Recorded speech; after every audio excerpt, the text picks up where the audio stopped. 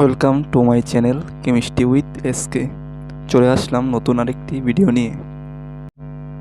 তো আজকে আমরা আলোচনা করব কিভাবে কেমিস্ট্রি ফার্স্ট পেপারে মাত্র একটি চ্যাপ্টার পড়ে পাস করা যায় এবং মাত্র 2টি চ্যাপ্টার পড়ে এ প্লাস পাওয়া যায়। সো ভিডিওটি শুরু করা যাক। দেখো, কেমিস্ট্রি ফার্স্ট পেপারে মোট 5টি অধ্যায় রয়েছে, কিন্তু কোশ্চেন আসবে অর্থাৎ সিকিউ আসবে মোট 4টি চ্যাপ্টার থেকে। ল্যাবরেটরির নিরাপদ রসায়ন থেকে কোনো কোশ্চেন আসবে না। সেকেন্ড চ্যাপ্টার গুণগত রসায়ন অনেক গুরুত্বপূর্ণ চ্যাপ্টার, এখান থেকে 2টা সিকিউ আসতে দেখা যায়। তারপর মৌলের পর্যায়বৃত্ত ধর্ম ও রাসায়নিক বন্ধন, এখান থেকেও 3টি সিকিউ আসবে।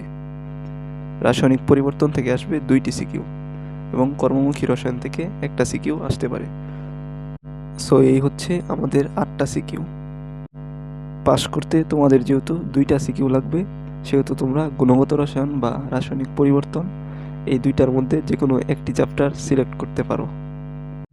বাট আমি প্রিফার করব গুণগত রসায়ন চ্যাপ্টারটা সিলেক্ট করতে, কারণ এটা অনেক ইজি একটা চ্যাপ্টার। আর যারা এ প্লাস পেতে চাও তাদের মাত্র 2টা চ্যাপ্টার পড়লেই হবে।